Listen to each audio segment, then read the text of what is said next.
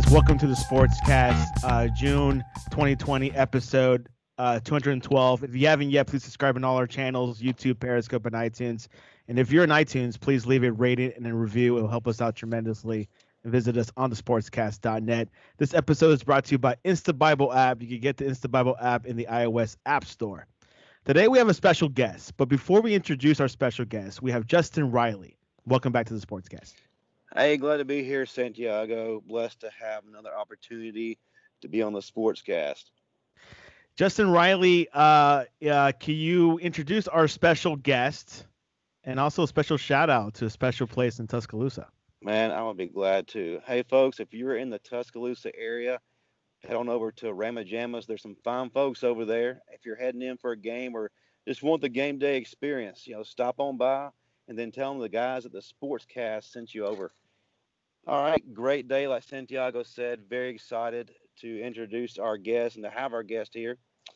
He was a two-time Super Bowl winner with the Packers and the Colts, the 1985 ACC Coach of the Year, the 1989 SEC Championship winner, the SEC Coach of the Year in 1987 and 1989. He was the Bobby Dodd Coach of the Year in 1989. He's a member of the Georgia Sports Hall of Fame, the winner of the Amos Alonzo Stagg Award, and also he was welcomed into your homes for 10 years as an ESPN analyst on College Game Day. Welcome to the show, Coach Bill Curry. Thanks, guys. It's great to be on with you. Coach Bill Curry, you have a lot of rich history in football. Your resume is probably one of the best I've seen in a while when it comes to sports. Can you have like a brief summary of how your career has been so far? Well, I feel like I'm the luckiest guy in the world, and at the same time, the most blessed guy in the world. And I used to say, well, God's really blessed me. Well, why, if that's the case, why would he bless me and not bless a bunch of my buddies who didn't get to do all these things? So I think part of it is just being at the right place at the right time. And I think if I were to pick out one aspect of my career that is the most rewarding, it is the diversity. And it's diversity in every way. I've done just about everything there is to do associated with the sport of football. I've been privileged to be on the team with and to play for some of the greatest human beings that ever lived, in my opinion. And they're all different races. They're all different political parties. They're all different countries of origin. And I was educated that way. And then the privilege of coaching at locations where some of the great coaches had been, where Coach Bobby Dodd had been at Georgia Tech and Coach Bryant at Alabama, obviously, and Coach Claiborne at Kentucky. And although Georgia State had never had a football team, we got to start that program. I just feel like I've been blessed to be in a lot of places, but which afforded me the opportunity to learn from great human beings. And some of those human beings are really famous. You would know all their names. And some of them you've never heard of. But the one thing they had in common is that they were unselfish, that they were honest and honorable, and they cared about us, whether we were players or whether we were coaches working under them or working with them. And to be treated that way was a very strong message that, by golly, we better treat our players that way, with honor and caring about each one and trying to teach each one what it meant to be a real man and a real leader. And that's what we tried to do. Man, that sounds amazing. Coach, I wanted to kind of jump to when you first started out in the NFL. As a player of the Packers, kind of a funny thing. I originally heard in an interview that you said you hadn't realized that you had been drafted by the Packers until your brother-in-law told you. I thought that was pretty funny. It was really funny. I was so clueless. I didn't know that the NFL had a draft. That's how stupid I was. I didn't. My brother-in-law calls me early in the morning and says, "Hello, Green Bay Packer." I hung up on him because he's always messing with me. So he called me back. He said, "Boy, you better look in the newspaper. The Green Bay Packers have drafted you." They had 20 rounds in those days. And the Right. Packers had drafted. I'll let you guess which round I was drafted. I was drafted dead last. I was the 20th selection. And sure enough, and I had never gotten a letter from the Green Bay Packers. I had another year of play. I was a 212-pound offensive center, if you can believe it. I mean, you couldn't play safety at that body weight now. But I had the privilege of reporting and being on the team with those great people for 2 years, and then 6 years with the Baltimore Colts, and 2 more years, one with Houston and one with the Rams in Los Angeles. And so I got a chance to play 10 years, and that was just it was a great thing to be in the locker room with so many incredible human beings. You were in like the first Super Bowl, Coach Bell. How was that? I mean, were you able to know that, wow, this might be the biggest championship throughout history? Like, what were your thoughts going through the first Super Bowl with the Packers? Well, first of all, we played, I think, 16 league games or 14 that year. I didn't miss a play up until the Super Bowl, but I went out of the Super Bowl with an ankle injury and didn't get to finish the game, and that's always bugged me. But the feeling we had approaching that game was like something out of the Twilight Zone. I mean, it wasn't like any other game. It got all this hoopla, like it was the biggest deal in the history of the world. And then we run out on the field in the Coliseum in Los Angeles. That place seats about 105,000. And there were probably 60,000 people there. It looked like a family day scrimmage, mamas and daddies spreading picnics. I mean, it didn't feel like a big game. But when we saw the Chiefs run on the field, we realized, this is going to be a big game.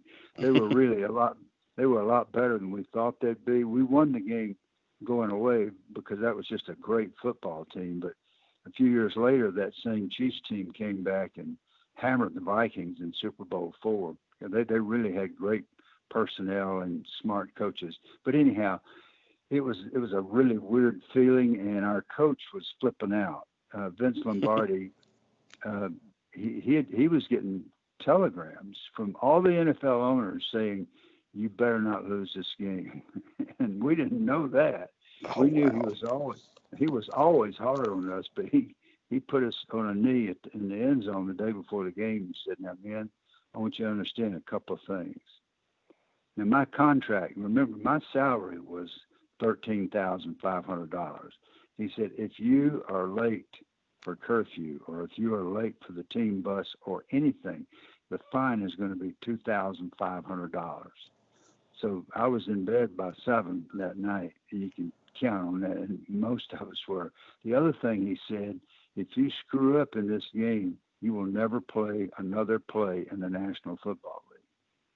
So that's how it felt going into that game. It was really strange. Pretty powerful stuff. As you mentioned, you only played 2 years there. I mean, after winning the Super Bowl, Green Bay decided your time with them was done.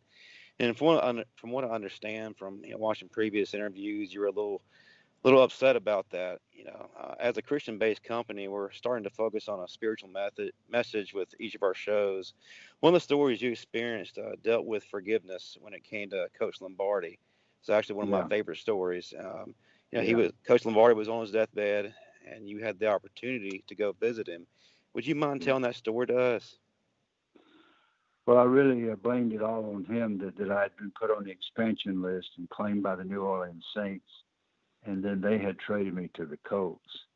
I was so immature, and that's a kind way of saying I was stupid and dishonest.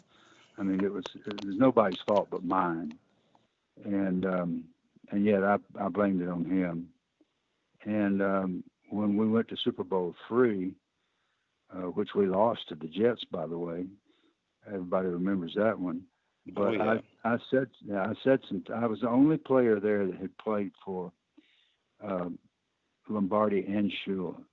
So the press descended on me and said, well, what's the difference? And I said, well, the difference is, and I said this publicly, Lombardi didn't care about us. He was abusive. Shula's tough as nails, and he drove us harder than Lombardi, but you could tell that he cared about you. And I went on from there and said a bunch of other things, some of which really weren't true, and I'm ashamed of that. So a couple of years later, Paul Horning and I bumped into each other, and he wanted to fight. He said, that stuff you said about the old man was terrible. And I said, well, what I said was true. At the time, I thought I believed it. I had talked myself into believing it because I was sinful. And he said, well, I'll tell you what, if the old man saw you, he'd treat you like his long-lost son. And I said, if he saw me, he'd treat me like dirt, just like he always did. The exchange was just like that.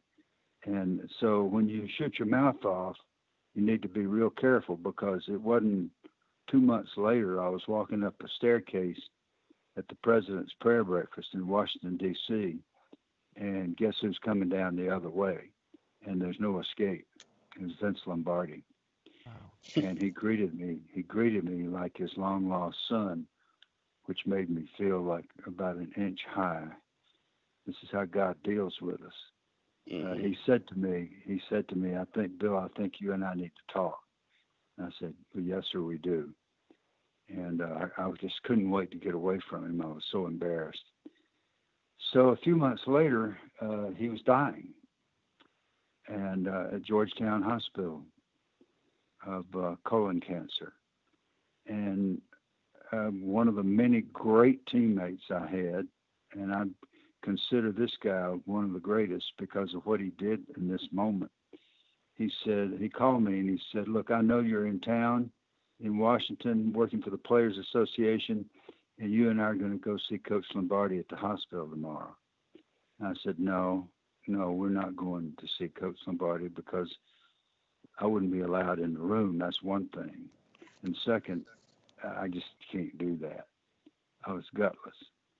And he said, well, let me tell you the next thing. I know where your room is, and if I have to come drag your big you-know-what out of there and put you in the car, I'm taking you. You are going with me to see Coach Lombardi tomorrow. Didn't leave me much choice. So we ride up the elevator. The person I was really scared to see was Mrs. Lombardi, Marie, who had always treated Carolyn, my wife, and me just like we were her own. She just had always loved on us. And there she stood, and I got off the elevator, and I didn't know if she would slap me or push me back on the elevator. I didn't know what she would do. Well, she embraced me, and she said, come on, let's go see Coach. She guided me into the room where he was there literally on his deathbed, and he had IVs all in his right arm. So I took his left hand. I'm pretty sure Marie nudged me up close to the bed because I don't think I would have walked up there, but I can't remember. I was numb. I was so terrified. And I choked out some words like, Coach, I said some things I shouldn't have said, and I'm just so sorry. I came here today to tell you that you've meant a lot to my life. And he didn't waver. Those eyes were the same as they had always been. The body was emaciated. He squeezed my hand. He looked me right in the eye. He said, well, you can mean a lot to my life if you'll pray for me. Whew. Well, I promised that I would, and I certainly did. But I also realized as I walked away from that hospital what the great man had done. And that indeed he was not just a man of faith, but in his hour of greatest trial, he lived out our faith, as we all should. He forgave me when I least deserved it. And when people do that, they change your life. And that's what Christ meant by treating hateful people with love. Treating people who despitefully use you with love and acceptance. And when Vince Lombardi did that, I've never been able to look at other folks quite the same way since then. One of the greatest coaches of all time. Let's transition to coaching. Bill, obviously, you've been under the wings of Vince Lombardi and Don Shula, and you became a coach yourself. I've heard you, speak about, like the influences, but what were those influences that you brought, and what became Bill Curry the coach? When did that happen?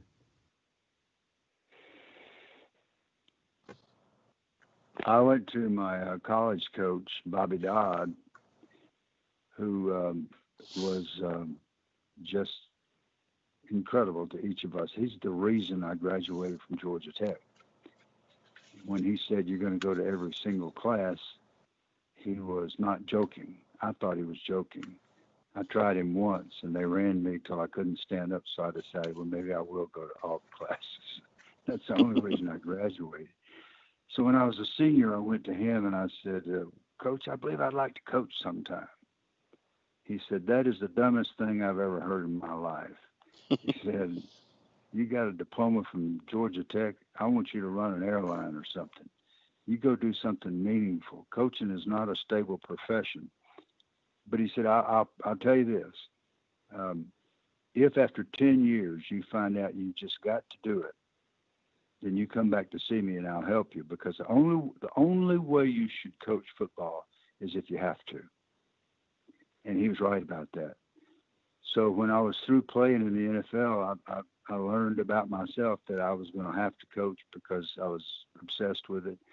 And that basically, in my heart of hearts, I'm a youth worker, and I always have been. And so from the very beginning, I knew that my job was really to help shape young people, especially young men in our sport, but more and more young women are getting involved in the training rooms and in the administrative parts. So I've worked with male and female to help realize their full potential as human beings. And then the moment of truth, when I think God really spoke to me and shook me up big time, is the first time I stood in front of 105 teenage males and realized that I was their head coach. Wow. Wow. Sense of responsibility. And from that moment until this, that was in 1980, I've tried to remember that that my real role is to help teach young people to be the best human beings they can be and to find their own way in their faith journey, but to make sure that they understand that that's the most important thing they're doing, and that their capacity for relationship is the most important thing. And I've certainly been imperfect, and I've certainly messed up a bunch, but that's what I've tried to do. Justin, before we go into rapid fire, make sure you have one or two more questions because that time is kind of winding down. So, Absolutely. Of course, being an Alabama fan as well as an alumnus of the school, I had to touch briefly on your time at Alabama. You turned around Georgia Tech and things are looking pretty good. Then all of a sudden, Alabama came calling. From what I understand, that kind of shocked you a little bit. Something you weren't expecting. Why is that? Well, there was a lot of animosity between Alabama and Georgia Tech that stemmed from an incident way back in the 60s. And that kind of stuff shouldn't be, but it is. And I didn't think much about it at the time, but a lot of people remembered that big time and still remember it to this day. Still, people will still bring it up, and it's shocking to me. But I'm not going to get into details. I'm not going to call anybody's name. But so I was stunned when I got a phone call from my old buddy, my old teammate Ray Perkins. It was New Year's Eve, and he's a no nonsense guy. Yeah. He says, "Hey Curry, I want you to take this job." I said, "What are you talking about, Perk? What job?" He said, "This job, Alabama. I've got to go to the NFL. I've got this great contract offer in Tampa. I got to go, and I want you to take it." And I said, "You're crazy." Now, I thought about hanging up on him. He said, "No, don't hang up. He said, I know you think I'm crazy. I said, I do. I know you're crazy. He said, well, I'm going to hang up here. And in 5 minutes, Dr. Joab Thomas is going to call you. I said, sure. Thanks. Have another drink, Perk. And I hung up. 5 minutes later, Dr. Joab Thomas called, and I almost passed out. It was shocking, but it was also an opportunity to do something that was very important. Try to take the message to another kind of league in the SEC. I had grown up playing in the SEC. Georgia Tech had gotten out actually my senior year, and I'd always regretted that. So I felt like it was almost like a call. I don't know if I made that up or if it was true. I guess I'll never know. But it ended up working out, obviously, at least for a while. Right. And, you came to Tuscaloosa in a time where, like you said, Ray Perkins was exiting, and the school was still looking for its next quote unquote Bear Bryant to get that title run going again. Of course, we all know the mindset of the Alabama fan base and our expectations, but could you touch a little bit on the mentality of the players themselves and the expectations of those young men that you coach? Gosh, yeah. I tell you this, it is so much fun to coach Alabama guys because you never have to worry about motivating anybody, ever. Because when they show up, they know what the deal is. Mm-hmm. Yes, we're going to make sure you go to class. We're going to make sure you graduate. But when we take the practice field or the game field, I'm going to tell you what the mission is, but you already know what it is because you've known about it from the time you were in your cradle. Most of them do. I asked Philip Doyle, the great kicker. Mm-hmm. He signed with us not long after I got there, and I was pretty sure it was because of my personal charm. So I said, I called him in one day. I said, Philip, when did you know you were going to come to Alabama? And he said, when I was about 10 years old. I knew. So they don't wonder where they're going to go or why they're there. When they put those jerseys and those helmets on, they run on the field. They got one objective in their mind, and it is to dominate. And it is so much fun to coach them. It was really a joy. And I love my players from all the schools that I coach, but they have a built-in advantage that is just incredible. Let's jump into the rapid fire, Justin. I'll go with the first one. Question from our Twitter audience, from Robert. Robert. He says, "Why Kentucky? Why leave gold for the bronze?" Well, being the coach at Alabama is a great thing, but because of the circumstances surrounding the job, it was very, very hard for my family. And I felt like at the time that the best thing I could do for the people that I was most obligated to and the people that I love most in the world was to move on. And Kentucky had a very good situation. It didn't turn out the way we had hoped, but it should have. I just felt like it was better for the Curry family for us to move on. And also, my presence had become a distraction to my players. And one night I went in to do the radio show, and there were three guys sitting there, three of my players. I'm not going to call their names because I don't want to embarrass them. But I said, what are you guys doing here? You're supposed to be in study hall. And they said, we're not going to let you take all those stupid questions on that coach's show tonight, Coach. We're going to answer the questions for you. I said, no, you're not. Get out of here. I love you for thinking of it, but you go to study hall. My presence had become a deterrent to our team. And so I just felt like it was the right thing to do was to move on. I can certainly understand that. I do have to mention this because my mama told me if I didn't do it, she's going to get me when I came to visit her. You actually coached a really good friend of our family, and that was John Mangum. And she wanted me to ask you about, your experience with John and how he was under you and just kind of what your overall experience with him was. Well, tell her I did not coach John Mangum. I just stuck him out there, and he played so well. We didn't have to say a word to John, and John didn't say a word to anybody else. He never said a word. He just showed up every day and played great. John Mangum was a great player and a great guy, and he honestly, I don't remember ever having to coach John Mangum. So I don't think he needed us. We needed him a lot. But wow, what you can tell your mom that she picked one of the all-time greats. As a coach, you try not to have favorites, and I don't. But if I was going to have favorites, John Mangum would be one of them. Well, another rapid-fire question from Jeff Goodman. Jeff Goodman. He asks, "Who do you think could be the successor of Nick Saban?" Who wants to do that? I don't know. I don't. I think nobody wants to do that. I think Nick's probably going to be there. Who was I talking? I was talking to some clever guy, and I can't remember who it was not long ago. And all this stuff came up about Dabo Swinney. Is Dabo Swinney going to replace Nick Saban?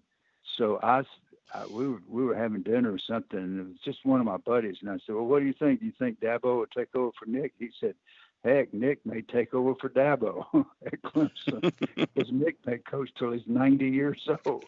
So I don't have a clue. That's my honest answer. I don't. That's going to be a tough job.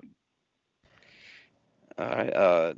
Ryan Krista, actually one of our fellow contributors here at the Sportscast, said, you were a player, coach, analyst, author, and founder of the Georgia State football program.